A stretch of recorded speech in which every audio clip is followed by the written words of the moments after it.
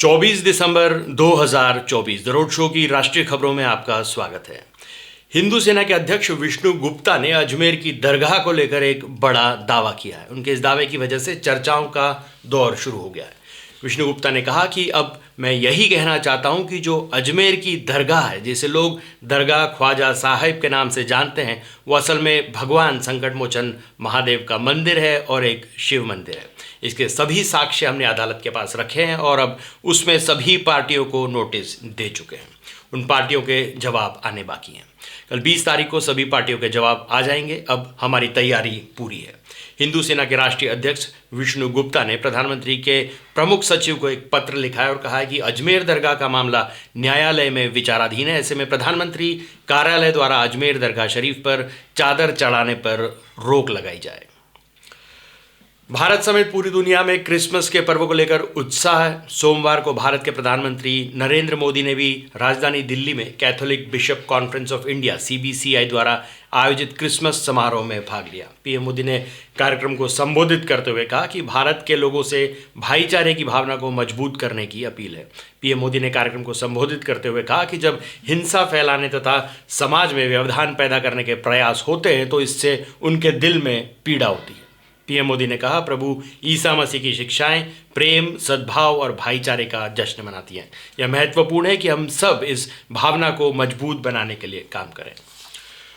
उत्तर प्रदेश के मुख्यमंत्री योगी आदित्यनाथ ने प्रयागराज में होने वाले महाकुंभ की तैयारियों का जायजा लिया है। सीएम योगी ने इस दौरान महाकुंभ से पहले प्रयागराज में चल रही सभी टैक्सी, ऑटो, ई-रिक्शा चालकों का पुलिस सत्यापन कराने के निर्देश दिए हैं। सीएम योगी ने इसके साथ ही यूपी पुलिस को इंटेलिजेंस को और बेहतर करने और केंद्र सरकार की सुरक्षा एजेंसियों के साथ लगातार समन्वय बनाए रखने के निर्देश दिए हैं। सीएम योगी ने कहा है कि हाल के समय में प्रयागराज के आसपास माफियाओं की बड़ी कार्रवाई हुई है। यह सुनिश्चित किया जाए कि महाकुंभ से पहले उनके गुर्गों पर आवश्यकतानुसार कार्रवाई तेज की जाए। महाराष्ट्र के मुख्यमंत्री देवेंद्र फडणवीस ने कांग्रेस सांसद राहुल गांधी के परभणी दौरे को लेकर बयान दिया है। फडणवीस ने कहा कि राहुल गांधी का परभणी में हिरासत में मारे गए दलित व्यक्ति सोमनाथ सूर्यवंशी के परिजनों से मिलने का कदम केवल राजनीतिक कारणों से और नफरत पैदा करने के लिए था। राहुल गांधी ने इसे पहले दिन में परभणी में सोमनाथ के परिजनों से मुलाकात की और आरोप लगाया था कि सोमनाथ सूर्यवंशी की हत्या पुलिस द्वारा की गई क्योंकि वह एक दलित थे और संविधान की रक्षा कर रहे थे। राहुल गांधी ने सोमवार को इस घटना पर सवाल उठाते हुए कहा कि यह 100% हिरासत में मौत का मामला है और पुलिस ने सोमनाथ की हत्या की है। राहुल गांधी ने यह भी आरोप लगाया कि सोमनाथ को उनकी जाति के कारण निशाना बनाया गया और उनकी मौत ने 2 दलितों के खिलाफ पुलिस की नफरत और अत्याचार को उजागर किया है।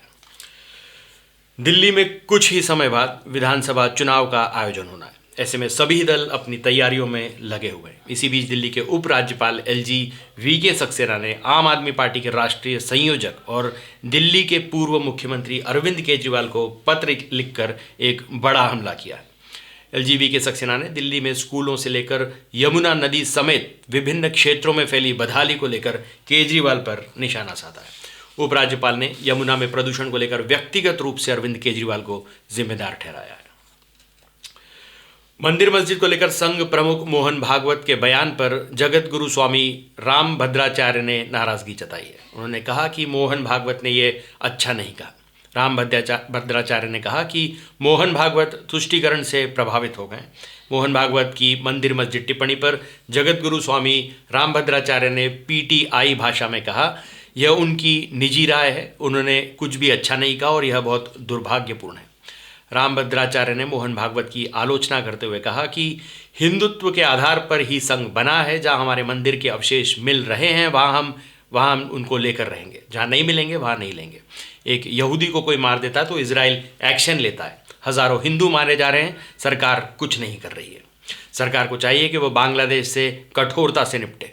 भागवत का बयान अनुचित है। वह हमारे अनुशासक रहे हैं, वह संघ के सरसंचालक हो सकते हैं, हमारे तो नहीं है, ऐसा उनका कहना है। मध्य प्रदेश में हाल ही में हुए इनकम टैक्स और लोकायुक्त की बड़ी कार्रवाई ने राजनीतिक और प्रशासनिक हलकों में हलचल मचा दी है। परिवहन विभाग से सेनावृत्त आरक्षक सौरभ शर्मा के घर से करीब 8 करोड़ रुपए की संपत्ति मिलने और उनसे जुड़ी अन्य संदिग्ध गतिविधियों को लेकर विपक्षी दलों ने सरकार पर निशाना साधा है। इस पूरे घटनाक्रम के बीच मध्य प्रदेश के मुख्यमंत्री मोहन यादव ने बयान देते हुए कहा कि उनकी सरकार किसी भी प्रकार के भ्रष्टाचार को बर्दाश्त नहीं करेगी। यह मामला तब सामने आया जब लोकायुक्त की छापेमारी में सौरभ शर्मा के घर से अकूत संपत्ति बरामद की गई। इसके बाद इनकम टैक्स विभाग को सौरभ शर्मा से जुड़े चेतन सिंह गौर की गाड़ी से 54 किलो सोना, 235 किलो चांदी मिली, जिससे पूरे प्रदेश में सनसनी फैल गई। विपक्षी दलों ने इसे एक महज छोटा सा घोटाला न मानते हुए इसे प्रदेश में 20,000 करोड़ रुपए का घोटाला बताया है। कांग्रेस महासचिव प्रियंका गांधी वाड्रा ने भारतीय जनता पार्टी के नेतृत्व वाली सरकार पर हमला बोलते हुए आरोप लगाया कि बीजेपी ने युवाओं के सपनों को भी कमाई का जरिया बना लिया है। प्रियंका गांधी ने लखनऊ स्थित कल्याण सिंह अति विशिष्ट कैंसर संस्थान में परीक्षा संबंधित आवेदन पत्र पर 18% जीएसटी लगाए जाने को लेकर कड़ी आलोचना की है। उनका कहना था कि बीजेपी सरकार युवाओं को रोजगार नहीं दे सकती, लेकिन परीक्षा फॉर्म्स पर टैक्स लगाकर उनके जख्मों पर नमक जरूर छिड़क रही है। उन्होंने कहा कि फॉर्म भरने के बाद सरकार की विफलता से पेपर लीक हुआ, भ्रष्टाचार हुआ तो युवाओं के ये पैसे डूब जाते। प्रियंका गांधी ने आरोप लगाया, माता पिता अपनी कड़ी मेहनत और छोटी छोटी बचतों से बच्चों को पढ़ाते हैं, उन्हें परीक्षा की तैयारी कराते हैं, लेकिन बीजेपी सरकार उनके सपनों को कभी भी हमेशा कमाई का जरिया बना के रखती है। महाराष्ट्र में विधानसभा चुनाव 2024 में मिली भयानक हार के बाद ही महाविकास आघाड़ी गठबंधन मुश्किलों का सामना कर रही है। चुनाव परिणाम के बाद से शिवसेना यूबीटी के प्रमुख उद्धव ठाकरे की भी टेंशन अब बढ़ गई है। शिवसेना निरीक्षकों की बैठक से बड़ी जानकारी निकलकर सामने आई है। सूत्रों के मुताबिक शिवसेना के एक धड़े ने उद्धव ठाकरे से कांग्रेस से गठबंधन तोड़ने की मांग की है। शिवसेना के इस धड़े का कहना है कि कांग्रेस से गठबंधन की वजह से नुकसान हो रहा है, कांग्रेस के वजह से हमारे हिंदुत्व पर सवाल खड़े हो रहे हैं। यह धड़ा आगामी बीएमसी चुनाव में एकला चलो के लिए ठाकरे पर दबाव बना रहा है। विधानसभा चुनाव से पहले आम आदमी पार्टी को करारा झटका लगा है। आपके दो पूर्व विधायक ने कांग्रेस का दामन थाम लिया है। आम आदमी पार्टी के पूर्व विधायक आसिम अहमद खान और देवेंद्र सहरावत सोमवार को कांग्रेस में शामिल हो गए। कांग्रेस की दिल्ली इकाई ने आगामी विधानसभा चुनावों के लिए घोषणा पत्र तैयार करने के संबंध में सोमवार को एक बैठक आयोजित की। कांग्रेस की दिल्ली इकाई के प्रमुख देवेंद्र यादव ने संवाददाता सम्मेलन में बताया कि पार्टी ने घोषणा पत्र में क्या शामिल किया जाना चाहिए, इस पर लोगों से बातचीत की है। यादव ने कहा कि कांग्रेस यह कहती आ रही है कि भाजपा और आम आदमी पार्टी मिलकर झूठे वादों से दिल्ली की जनता को गुमराह कर रहे हैं। यादव ने कहा, हमारा मानना है कि केवल वही वादे किए जाएं जिन्हें पूरा किया जा सके। कांग्रेस केवल बातें करने में विश्वास नहीं रखती। कर्नाटक गृह मंत्रालय में बीजेपी एमएलसी सीटी रवि और कर्नाटक की महिला और बाल कल्याण विकास मंत्री लक्ष्मी हेब्बलकर से जुड़ा मामला आपराधिक जांच विभाग सीआईडी को सौंप दिया गया है। सीआईडी अब इन आरोपों से संबंधित ऑडियो और विजुअल साक्ष्य की जांच करेगी कि रवि ने हाल के विधायी सत्र के दौरान हेब्बलकर के खिलाफ अपमानजनक और असंसदीय शब्दों का इस्तेमाल किया था। दूसरी ओर सीटी रवि ने अपनी गिरफ्तारी के दौरान पुलिस पर दुर्व्यवहार का आरोप लगाया है और उन्हें बिना भोजन या आराम के कई स्थानों पर ले जाया गया, ऐसा उनका कहना है।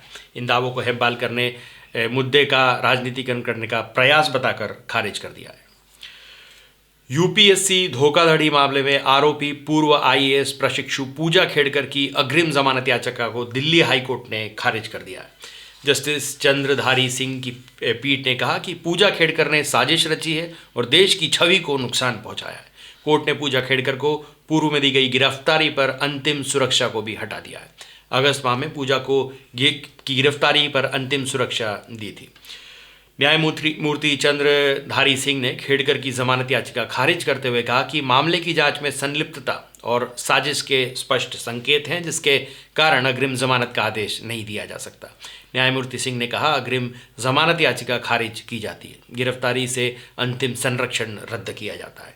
अदालत ने खेड़कर के खिलाफ प्रथम दृष्टया मजबूत मामला होने की बात स्वीकार की है और कहा कि इस मामले में साजिश का खुलासा करने के लिए जांच की आवश्यकता है। अदालत ने यह भी कहा कि यह मामला न केवल संवैधानिक संस्था यूपीएससी के साथ धोखाधड़ी का है, बल्कि समाज के प्रति भी धोखाधड़ी का मामला बनता है। तो आज के लिए बस इतना ही। तब तक के लिए हंसते रहें, मुस्कुराते रहें, स्वस्थ रहें, व्यस्त रहें और मस्त रहें। जी हाँ, चैनल को भी ज़रूर सब्सक्राइब करें। धन्यवाद।